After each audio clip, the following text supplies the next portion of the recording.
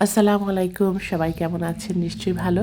আজকে সকালে উঠেই আগে গাছে পানি দেওয়া শুরু করলাম আমার গার্ডেনটাতে। কারণ কাল বিকেলেই দেখেছি যে মাটিগুলো বেশ ড্রাই হয়ে গেছে, কিন্তু বিকেলে একটু তাড়াহুড়ো করে আমাদের বের হয়ে যেতে হয়েছে, যার কারণে গাছে পানি দেওয়ার আমি আর টাইম পাইনি।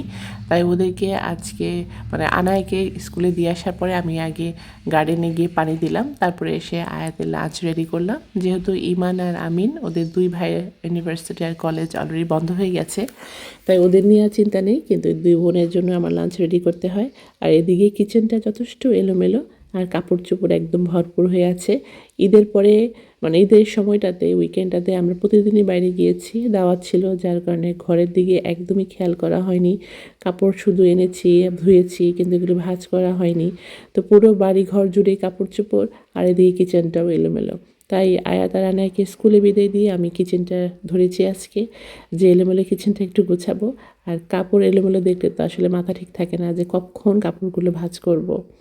চেষ্টা করি ঘরটা মোটামুটি রেডি করে রাখার। আমি একদম পারফেক্ট না, একদম পারফেক্ট করে কোনো কিছু গোছাতে পারি না। চেষ্টা করি ঘরটা যেন মোটামুটি ক্লিন থাকে।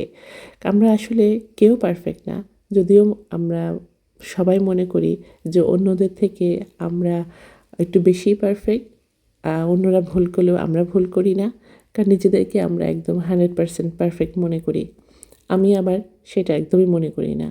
আমি একদমই পারফেক্ট না। আমার হাজারো ভুল হয়, কাজের মাঝে ভুল হয়, কথা বলতে ভুল হয়, চলতে ফিরতে উঠতে বসতে অনেক কাজের মাঝেই কিন্তু আমার নিজের দোষটাকে আমি খুঁজে বের করার চেষ্টা করি, শুধরাই, আবার ভুল হয়। কারণ ওই যে বললাম, আমি পারফেক্ট না। যারা নিজেদেরকে সব কাজে বা সব কিছুতে পারফেক্ট মনে করেন এবং অন্যের দোষটাকে খুব সহজেই বলতে পারেন, আমি বলবো তারাই সব থেকে এলোমেলো এবং অগোছালো।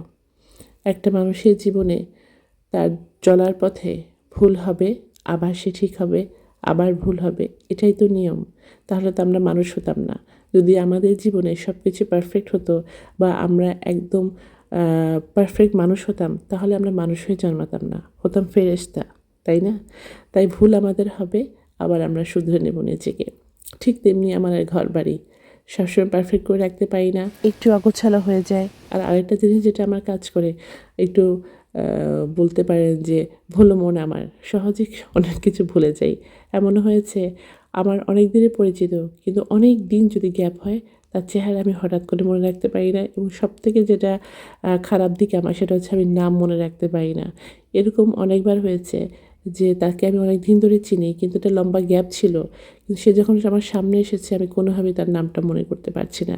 এই জিনিসটা আসলে ঠিক না। উনি যদি এই জিনিসটা বুঝতে পারে হয়তো উনি কষ্ট পাবেন, কিন্তু আমার এই জিনিসটা কেন হয় আমি বুঝি না, কেন আমার মানুষের নাম মনে থাকে না। তো যাই হোক, ঘর গোছাতে গোছাতে হঠাৎ দেখলাম বাইরে এত বাতাস, রোদ ছিল, বাট এত সুন্দর একটা শব্দ হচ্ছিল বাইরের বাতাসে।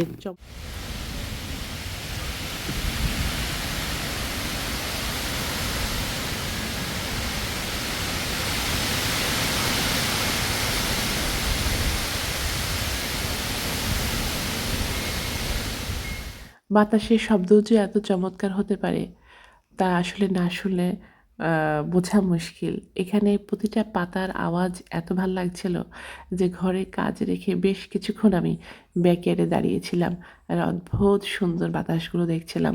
কারণ এই সকালবেলা থেকে মোটামুটি দুপুর পর্যন্তই অনেক পাখির ডাক শোনা যায়। তাই দেখা যায় যে আমি সামার টাইমে ব্যাকইয়ার্ডেই আমার সময়টা বেশি কাটে। আজকে এই মুহূর্তে এত বেশি বাতাস হচ্ছিল, পাখিগুলো কোথায় উড়ে গেছে জানি না, কিন্তু পাতার শব্দগুলো কিন্তু বেশ লাগছিল। এদিকে কিন্তু ঘরের কাজ আমি অনেকটা শেষ করে ফেলেছি। ওই যে বললাম যে একটু বের হতে হবে, বাজার করতে হবে। আমি আর ওদের বাবা বের হব, আর ইমান আমিন বাসায় থাকবে আজকে, ওরা দুই ভাই। কারণ আমাদের বের হতে একটু দেরি হয়ে গেছে ঘরের কাজ শেষ করতে করতে। এদিকে আনার ওটা আনার টাইম হয়ে যাবে, তাই ওরা ভাইরা যেহেতু বাসায় আছে আনায়কে নিয়ে আসতে পারবে। আর বাজার করাটা একটু জরুরি হয়ে গেছে। এখন পর্যন্ত দেখেন প্রচণ্ড পরিমাণে কিন্তু বাতাস হচ্ছে। আমার যখন বাইরে বৃষ্টি হয় আর মেঘলা থাকে, তখন ঘরে একদমই মন টেকে না। তখন মনে হয় আমি একটু বাইরে গিয়ে বসি বা বাইরে কোথাও যাই। তো আমি খাবার-টাবার রেডি করে দিয়েছি দুই ভাইয়ের। ওদেরকে খাবার দিয়ে আমরা দুজন বের হয়ে গেছি বাজার করার উদ্দেশ্যে। সারাদিন টুকটাক অনেক কাজ করার পরে একটু বাইরে বের হলে আমার না খুব শান্তি লাগে, এবং সারাদিনের যে পরিশ্রমটা সেটা একদমই মনে থাকে না। বেশিক্ষণ না, আধা ঘন্টা অথবা 1 ঘন্টা একটু যদি ঘুরে আসি মনটা খুব প্রফুল্ল লাগে এবং পরবর্তী সময়ে আরও কাজ করার শক্তি পাই আমি। আর আজকের পরিবেশটা তো না বললেই নয়, এত সুন্দর। মেঘলা হালকা একটা বাতাস এখন আছে, কিন্তু চমৎকার। গরম তো নেই আবার ঠান্ডাও নেই, এমন ওয়েদারে কিন্তু রাস্তায় হাঁটতে অনেক ভালো লাগে। কিন্তু আজকে রাস্তায় হাঁটার একদমই সময় নেই, আমাদের বাজার করে আসতে হবে, বাজার করার পরে বাসায় ফেরত আসতে হবে। আপনাদের সঙ্গে শেয়ার করেছি আজকে সারাদিনের টুকটাক কিছু। আশা করি আপনাদের ভালো লেগেছে। সবাই ভালো থাকবেন। আসসালামু আলাইকুম।